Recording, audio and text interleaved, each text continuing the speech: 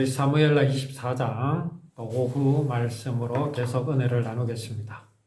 자, 다윗이 결국은 이 일을 저지르고 말았지요. 하나님께서 싫어하시는 그런 일을 저질렀습니다. 인구조사라는. 인구조사라고만 말하면 이게 무슨 그 나쁜 짓이 될 수 있겠는가? 어떻게 해서 그것이 하나님 앞에 악이 되는가? 죄악이 되는가? 그 이유가 다윗의 마음에 이제 하나님을 의지하는 것에서 그 눈을 돌려서 하나님을 향하지 않고 세상을 향하여 또 사람을 향했기 때문에 그렇습니다. 그 수가 무려 130만 명 정도가 됩니다. 이 다윗이 얼마나 큰 힘이 되겠습니까?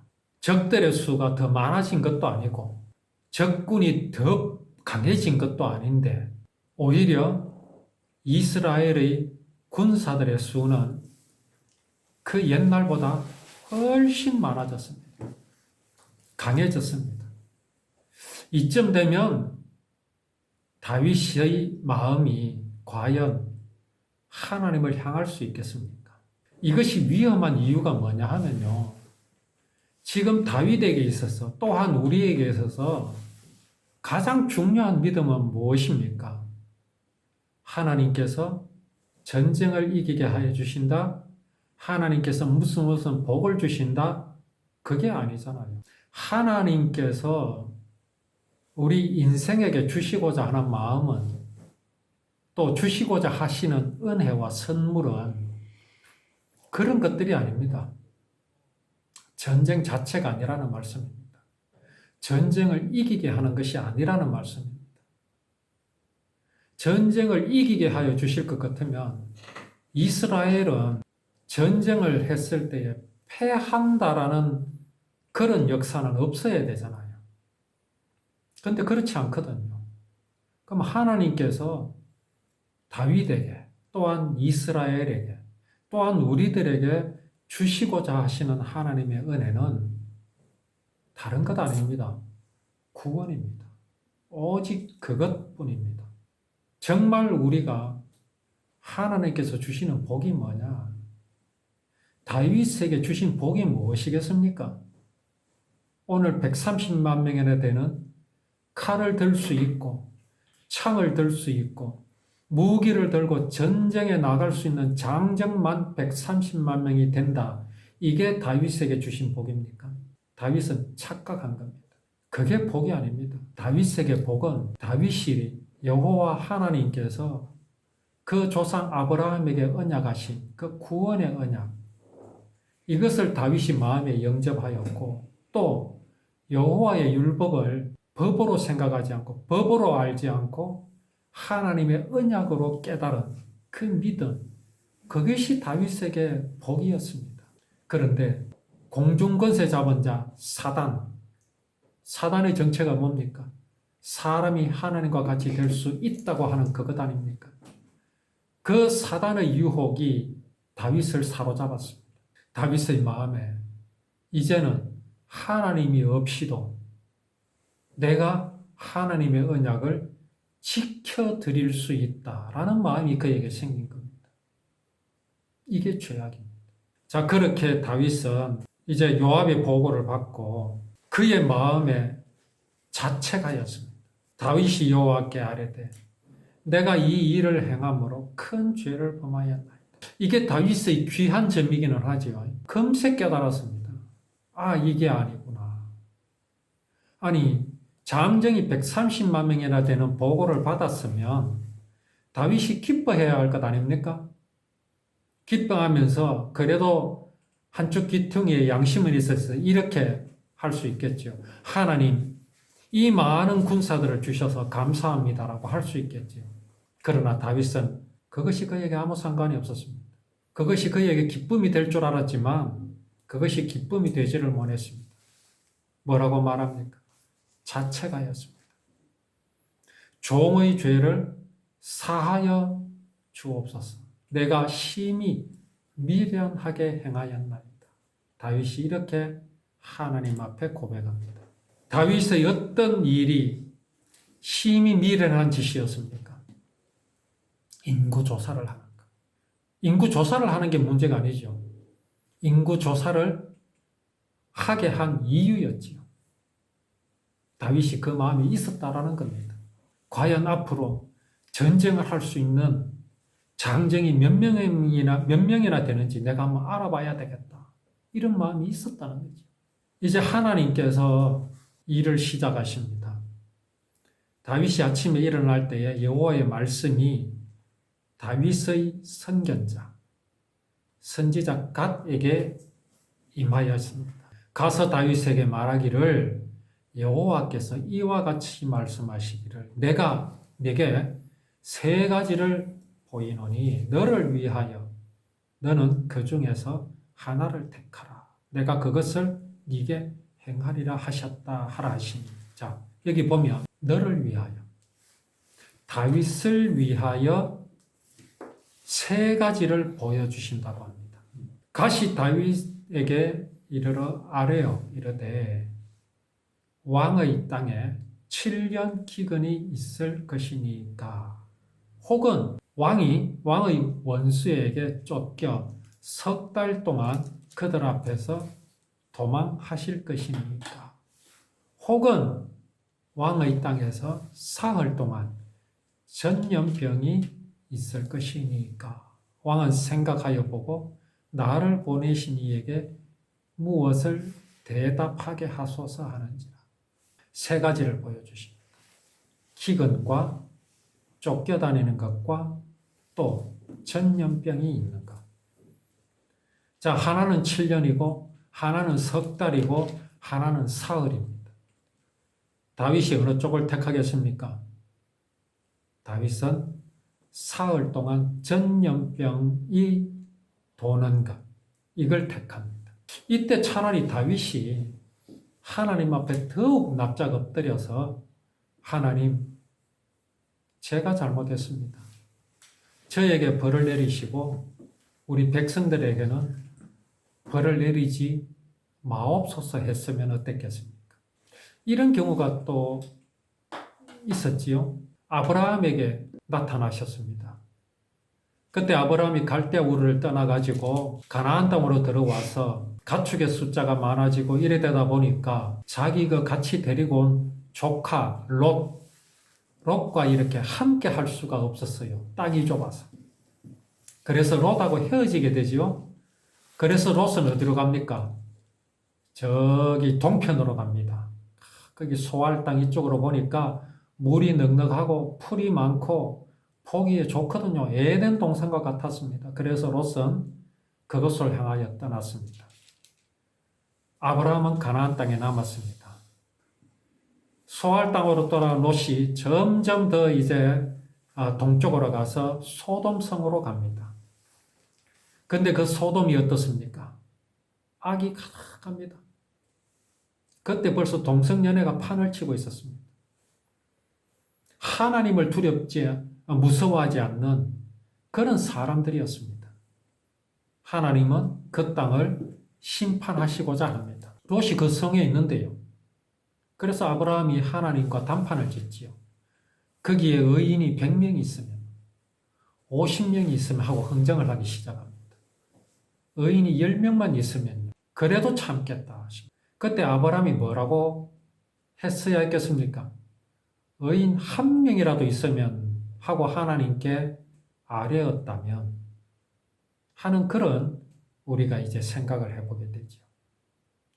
오늘 여기 지금 하나님께서 다윗에게 세 가지의 재앙을 제시를 하십니다.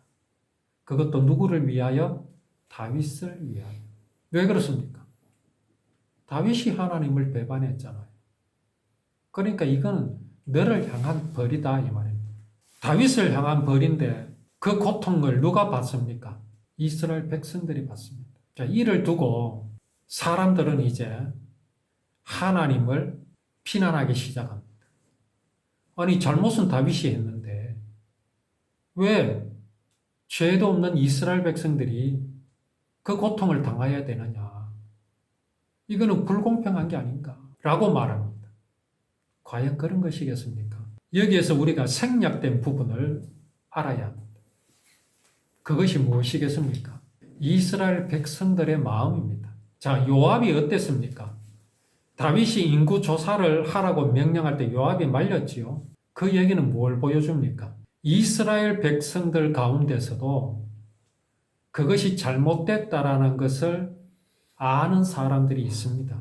그게 믿음이 아니라는 것을 아는 사람도 있습니다. 그러나 이스라엘 백성들이 누구 하나도 다윗에게 와서 이렇게 하지 말라고 한 사람이 한 사람도 없었습니다. 지금 다윗의 이 믿음 없는 마음, 곧 하나님께서 주신 그 은혜에 취해서 그만 하나님을 잊어버리고 그렇게 살아가는 이스라엘의 모습을 보여줍니다. 이스라엘은 이렇게 흘러가서는 안 됩니다. 다윗의 마음이 이렇게 흐트러진 것과 같이 이스라엘 백성들도 똑같습니다. 그들의 마음도 이미 하나님을 떠나버렸습니다. 무엇에 취해 있습니까? 하나님께서 그들에게 주신 복에 취해 있습니다. 하나님은 이것을 그냥 두실 수가 없지요. 다윗은 무슨 역할을 했어야 하겠습니까? 이스라엘 백성들이 하나님을 떠나고 자신들의 어떤 장정들의 숫자, 인구의 숫자, 또 그동안 쌓아놓은 재물들, 이런 것에 도취되었을 때 다윗이 정말로 언약을 떠나지 않고 백성들을 지도했어야 합니다. 백성들이 그렇게 할 때 다윗이 지도했어야 하는데 다윗부터 그것을 놓쳐버렸습니다. 다윗이 그렇게 이제 하나님을 의지하지 않고 사람에게 의지하고자 하면서 인구조사를 시작하면 그래도 백성들 중에 누구 하나는 이건 아닙니다 라고 할 사람이 없었습니다. 이게 지금 이스라엘의 모습입니다. 자, 이런 이스라엘을 그냥 두실 수 있겠습니까? 그냥 두신다면 이스라엘은 계속 이렇게 흘러가 버리고 맙니다. 소돔과 다를 게 뭐가 있습니까? 이스라엘 백성은요, 이제 하나님은 그들 안중에도 없습니다. 하나님을 즐거워하고 하나님만 바라보던 그런 믿음들이요, 다 사라져 버렸습니다. 그래도 괜찮은 그런 나라가 되어버렸습니다. 이제 하나님이 필요 없습니다. 적들이 쳐들어올 때 막 떨면서 하나님께 기도하고 하나님 어떻게 하면 좋겠습니까? 할 필요가 없게 되었습니다. 이게 다윗의 마음뿐 아니라 이스라엘 백성의 마음도 그랬습니다. 그러니 이런 이스라엘을 통해서 하나님께서 어떻게 구원을 이룰 수 있겠습니까? 율법을 다 잊어버렸는데 언약을 다 잃어버린 백성 아닙니까? 그래서 하나님께서 다윗을 격동하게 하신 겁니다. 누구를 통해 인구조사하겠습니까? 이스라엘의 우두머리인 다윗을 격동해야 그래야 인구조사가 시작되는 것 아니겠습니까? 그리고 다윗은 그 격동함에 하나님이 속이셨다라는 말은 아닙니다. 욥이 의인이라 그랬거든요. 우리가 욥을 알잖아요. 그래서 하나님께서 사단을 부추깁니다. 네가 저 욥을 한번 유혹해 보았느냐? 그는 의인이라서 결코 나를 배신하지 않을 것이다. 그래서 사단이 내가 한번 해보겠습니다. 하나님 뭐라 그러셨습니까? 그 생명은 다치지 말고 네가 한번 해봐라. 아담과 하와를 유혹할 때도 하나님께서 그리 하셨습니다. 이건 뭘 보여주시느냐 하면요. 하나님은 우리 인생을 다스리시기를 로봇으로 만드신 것이 아님을 보여주십니다. 우리는 그렇게 원하지요. 하나님, 내가 정말 하나님 앞에서 꼼짝달싹도 하지 못하게 하옵소서라고 그렇게 기도하고 싶지요. 그랬으면 좋겠다 싶지요. 그런데 하나님 그렇게 하시지 않습니다. 하나님 하시려면 얼마든지 하실 수 있습니다. 오늘 하나님을 믿지 않고 하나님을 겁내지 않고 하는 이 사람들이 얼마나 많이 있습니까? 그런 사람들 하나님 꼼짝없이 하나님을 굴복하게 하실 수 있습니다. 그런데 믿음은요, 그렇게 해서 믿는 것은 믿음이 아닙니다. 믿음은 지극히 자유로워야 합니다. 그리고 하나님께서 사람을 창조하신 이유가 사랑하시기 위하여 창조하셨잖아요. 그렇기 때문에 사람에게는요, 자유가 있습니다. 하나님이 강제하시지 않습니다. 다윗을 격동하게 하셨다, 이 말은 바로 그것입니다. 다윗은요, 하나님을 의지하는 것이 하나님의 강제하심으로 한 게 아닙니다. 하나님을 믿었던 게 하나님께서 겁줘서 믿었던 게 아닙니다. 그의 마음이 생명이 없음을 알고 하나님이 없이는 구원이 없음을 알게 됨으로써 하나님의 구원을 믿게 된 것이죠. 이게 진정한 믿음입니다. 다윗에게 인구 조사를 하겠다는 마음이 생긴 것은 그의 자유입니다. 할 수도 있고 하지 않을 수도 있습니다. 이스라엘 백성들 마찬가지입니다. 다윗이 조사하러 왔을 때에 요압에게 그렇게 말할 수 있습니다. 왜 당신은 다윗을 이 인구 조사를 하지 못하게 말리지 않았느냐고 말할 수 있습니다. 그러나 이미 이스라엘 백성들의 마음도 다윗을 닮아 있었습니다. 그러니 하나님께서는 어떤 조치를 하셔야 하죠. 이스라엘 백성들을 하나님의 의의 길로 인도하셔야 합니다. 언약을 기억하게 하여야 합니다. 언약의 백성으로 하나님은 그들을 세우셔야 합니다. 그래서 정말 언약을 멸시하고 모르는 사람들을, 이스라엘 백성들을 광야에서 그 1세대들은 다 죽은 것과 같이 이스라엘 가운데서 불신앙을 제거하시는 겁니다. 하나님이 지금 그 일을 행하신 것입니다. 이것은 이스라엘을 위한 것이 아니라 다윗을 위한 것이라고 하나님 말씀하셨죠? 왜 그렇습니까? 다윗이 이스라엘의 우두머리이기 때문에 그렇습니다. 그를 완전히 굴복을 시키셔야 합니다. 그래야 그가 올바른 길로 이스라엘을 인도할 것이기 때문에 지금 이렇게 행하시는 일을 다윗을 위한 것이라 말씀하시는 겁니다. 이제 후로 다윗은 달라지겠죠. 또 달라져야 합니다. 어떻게 달라지는 겁니까?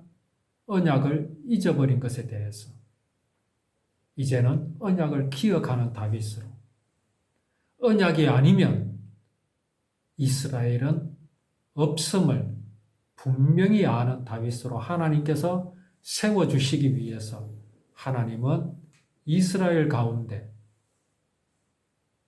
언약을 모르는, 언약을 멸시하는 그런 이제 사람들, 그런 자들을 하나님께서는 제거하시는 일을 하나님께서 행하셨습니다.